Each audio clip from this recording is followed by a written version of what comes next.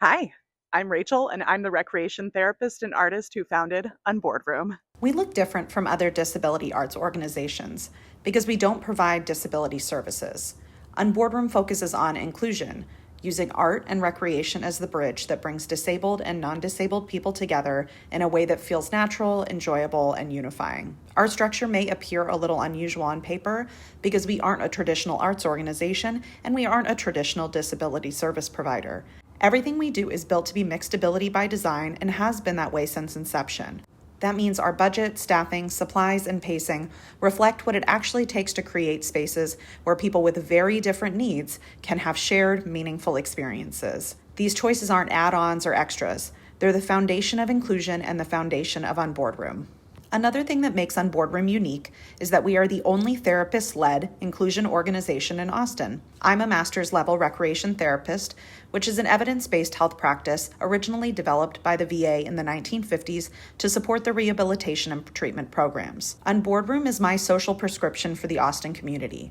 As a therapist and an artist, I bring together creativity and clinical practice to build environments that naturally increase connection, reduce barriers, and support well-being without making access feel separate. Recreation therapists identify a person's interests and goals and then use their own talents, strengths, and preferences to produce measurable outcomes in 5 domains: physical health, cognition, emotional well being, social connectedness, and spirituality. Our work is designed to address something larger than any one event: the loneliness epidemic.